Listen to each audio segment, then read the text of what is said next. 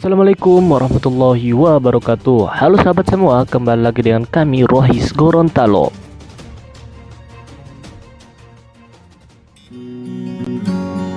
Sohibul Kahfi itu tidur di goa karena dipaksa nyembah rajanya mengaku Tuhan. Mereka melarikan diri, tidur di goa, tidur 300 tahun Masehi atau ditambah 309 tahun Hijriah. Tidur, nggak makan, nggak minum. Siapa yang ngasih makan? Allah. Lewat apa? Lewat udara. Bernapas, dari situ Allah kirim makanan, dari situ Allah kirim minuman. Rabbul Alamin, Tuhan semesta alam yang maha perkasa, maha mengatur alam semesta. Bayangin itu, dan itu terjadi lagi nanti. Umat Islam di akhir zaman akan jumpa dengan Dajjal. Dajjal ini sakti lah pula, batu dia pegang jadi emas. Manusia minta harta kecil sama dia, apa aja mau dikasih. Semua makanan dia kuasai, minuman dia kuasai. Hari pertama Dajjal turun di Iran, di kota Isfahan. Hari pertama, ini hadis Bukhari. Hari pertama Dajjal turun di Isfahan di Iran. Jadi orang ini mendukung Dajjal ini. Ya, orang-orang Syiah ini pendukung Dajjal. Di situ turunnya Dajjal. Hari pertama dia turun 70.000 ulama sesat ikut Dajjal. Hari pertama Dajjal turun 70.000 ulama sesat ikut Dajjal. Dajjal nggak lama, cuma 40 hari. Bukan lama-lama, cuma 40 hari. Ketemu Nabi Isa, dipancung lehernya, mati. Cuma Nabi Isa yang bisa membunuh dia. Nabi Isa sekarang di langit ke-6 akan turun. Ada 41 hadis sahih mendukung itu. Tidak ada yang bisa membunuh Dajjal kecuali Nabi Isa. Satu hari Nabi Muhammad ketemu Dajjal lagi tidur di kebun korma. Kata Nabi, diam. Tunjuk orang tidur, kayak Ibnu Sayyad, kata sahabat. Model-modelnya. Siapa itu? Kata Umar bin Khattab. Dajjal. Cabut Nabi pedang. Apa dicabut Umar bin Khattab pedang? Biar ku pancung. Gak bisa, kata Nabi. Yang bisa bunuh dia Ibnu Maryam, anaknya Siti Maryam alaihis. Gak bisa. Nanti Nabi Isa datang, pancung bunuh. 40 hari itu kata Nabi penderitaan atas umat Islam yang sangat pada puncak. Sebab makanan dipegang Dajjal semua, minuman pegang Dajjal. Siapa mau makan mau minum harus menyembah Dajjal. Satu orang anak muda yang beriman jumpa Dajjal, kata Dajjal, aku Tuhan. Anak muda ini bilang, tahu, aku Tuhan. Apa yang kamu minta aku beri. Mana ada Tuhan matanya cemeh. Dajjal kan matanya udah tuh. Mana ada Tuhan matanya cemeh. Dipancung sama Dajjal, mati anak muda ini. Udah mati dihidupkan sama Dajjal. Nah, kamu tadi mati udah saya pancung, sekarang saya hidupkan. Percaya nggak kamu saya Tuhan? Ketawa anak muda nih. Makin yakin aku kau bukan Tuhan, kau Dajjal. Dipancung sekali lagi, nggak mati lagi. Tapi makanan diambil Dajjal, minuman diambil Dajjal. Sehingga kata Nabi pada saat itu istri dan anak-anakmu ikat. Karena nanti kalau anakmu kelaparan berapa hari nggak makan nggak minum, dia akan jerit-jerit nangis-nangis. Istrimu nggak tega, pasti istrimu akan pergi jumpa Dajjal minta makan demi anaknya. Waduh, kalau terjadi itu saya terpaksa ikat istri saya itu. Anak cucu ikat semua. Yang bertahan orang beriman yang laki-laki.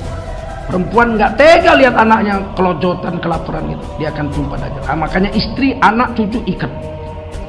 Hanya 40 hari. Apa yang terjadi? Orang-orang beriman pergi ke gunung-gunung, ke goa-goa, menghindar dari Dajjal. Mereka hanya makan zikir. Subhanallah, walhamdulillah, wala ilaha illallah, wallahu akbar, wala hawla wala quwata illa billahil aliyil azim. Allah beri makan lewat napas, sebagaimana Allah beri makan Sohibul Kahfi 300 tahun lewat napas. Saya tercenung ketika Dajjal turun satu hari pertama 70.000 ulama sesat. Nggak heran saya, karena baru-baru ini ada bencong ceramah aja ribuan orang seneng ketawa. Aduh mah, sama bencong aja kalah apalagi sama Dajjal.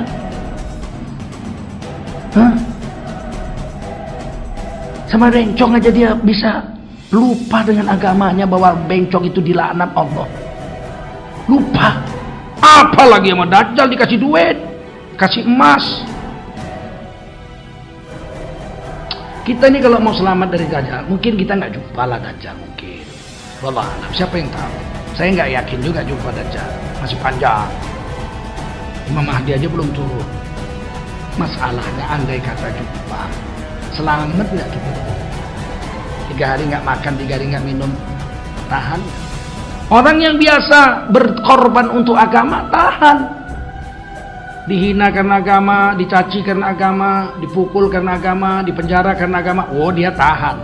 Yang nggak tahan tuh orang yang biasa menjual agama, dapat jabatan gara-gara agama, dapat duit gara-gara agama, dipuji gara-gara agama, disanjung-sanjung gara-gara jual agama.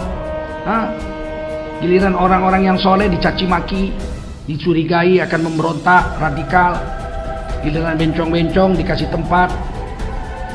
Awas, saya ingatkan aja ini. Dajjal keluar, tidak ada satupun bumi ini yang tidak dimasuki oleh Dajjal kota-kotanya. Hanya Mekah dan Madinah saja yang Allah haramkan bisa dimasuki oleh Dajjal. Selebihnya Dajjal akan sampai ke dalam kota itu, apalagi Bandung. Mana-mana saja kota yang ada di muka bumi, pasti Dajjal akan masuk, kata Rasulullah, kecuali Mekah dan Madinah. Saat Dajjal masuk ke dalam satu kota, Nabi haramkan umatnya, jangan pernah keluar dari persembunyian kamu di dalam rumah kamu.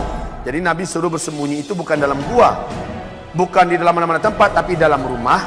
Tutup pintunya, tutup jendelanya, lalu bungkus rumah itu dengan surat Al-Kahfi. Bacakan surat Al-Kahfi di dalam rumah dari ayat 1 sampai ayat 110.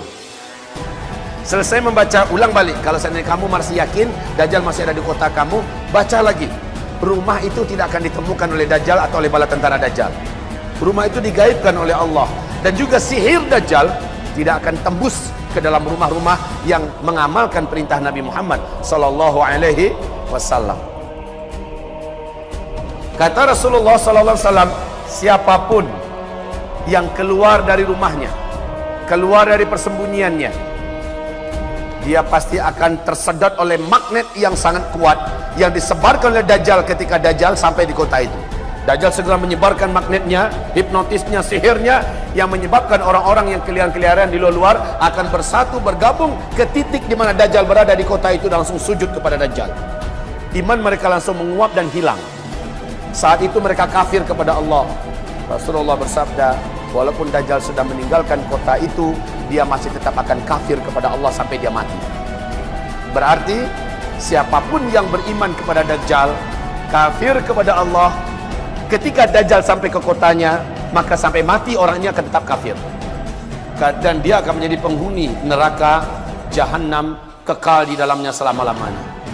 Nabi haramkan, jangan pernah kamu keluar, jangan pernah kamu bertemu dengan Dajjal. Hai kaum laki-laki, kata Rasulullah, selamatkan istri-istri kamu, selamatkan ibu, bibi, anak-anak perempuan kamu, saudara-saudara perempuan kamu, tarik mereka ke dalam rumah, ikat mereka di dalam rumah. Sampai begitu Nabi perintahkan. Kenapa?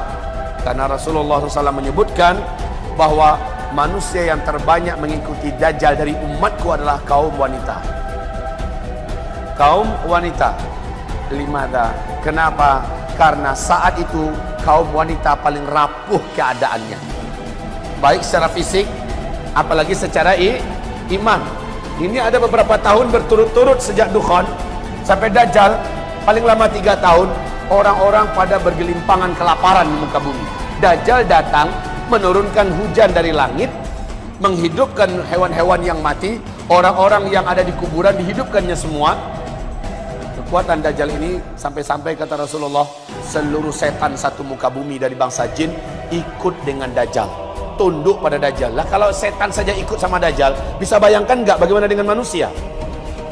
Kekuatan apa yang dimiliki oleh Dajjal yang menjadikan setan-setan satu bumi tunduk kepada Dajjal, ikut Dajjal dan siap melayani Dajjal? Kekuatan apa yang dimiliki?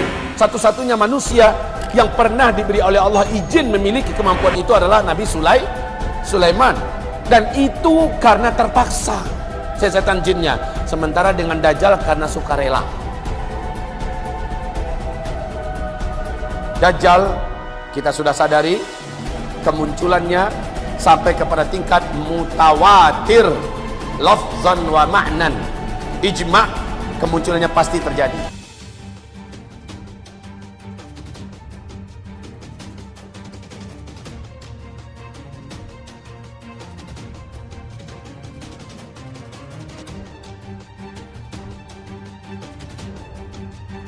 Allah